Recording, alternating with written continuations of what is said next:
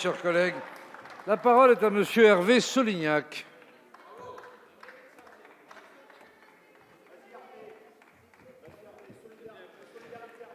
Monsieur le Président, Monsieur le Ministre, Madame la Présidente de la Commission, Messieurs les rapporteurs, mes chers collègues, je crois que rarement notre Assemblée n'aura entamé l'examen d'un texte avec autant de fébrilité.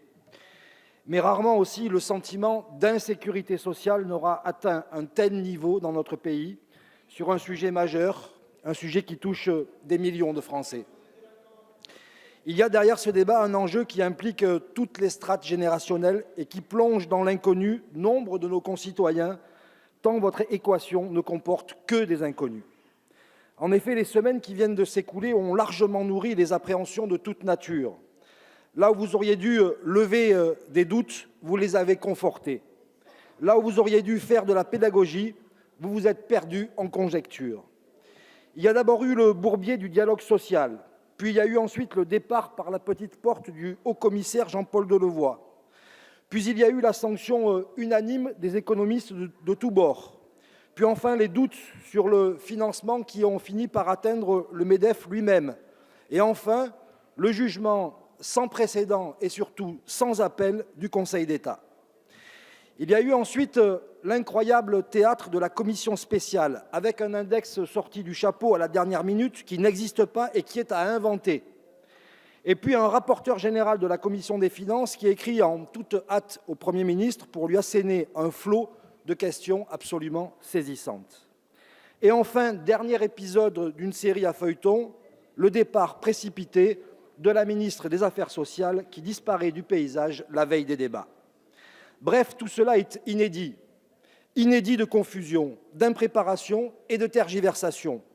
Inédit également dans notre Ve République de négliger à ce point le Parlement comme vous avez pu le faire. Nous avons une certaine habitude de l'empressement, pour ne pas dire de l'emballement législatif. Mais lorsqu'il s'agit de causer d'une dépense qui s'élève à 325 milliards d'euros par an pour l'État, ne nous en voulez pas si l'on cherche à vérifier que le financement de votre réforme est assuré. C'est tout simplement notre mission de députés.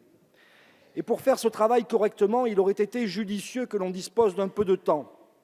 Le temps de lire 1000 pages d'études d'impact, le temps de réfléchir à des amendements de qualité, le temps d'échanger avec les partenaires sociaux, le temps de l'analyse.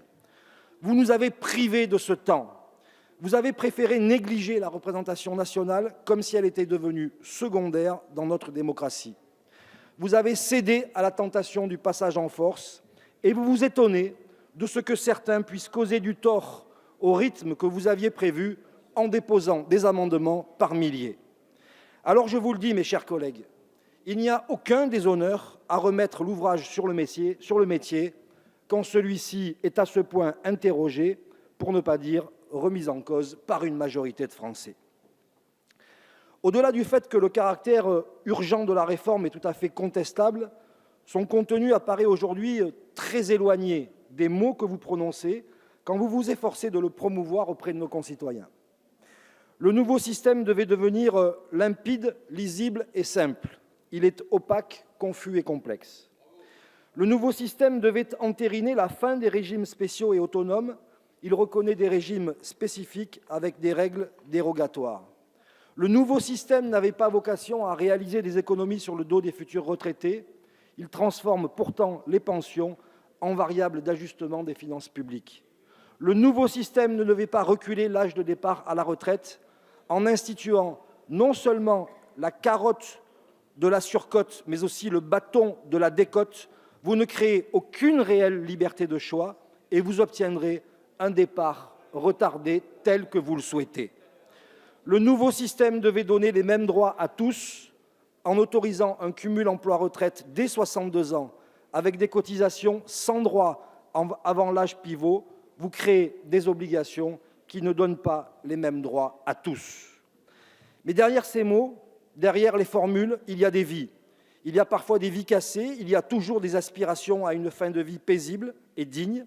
Il y a des réalités, celles de femmes qui sont 40% à partir en retraite sans carrière complète, celles de paysans, de commerçants ou d'artisans qui n'atteignent pas le seuil de pauvreté, celles d'enseignants qui hésitent à jeter l'éponge, celles d'infirmières ou d'aides-soignantes qui interrompront leur carrière prématurément si venaient à disparaître les retraites actives qui leur permettent aujourd'hui de cesser un métier harassant en 57 ans.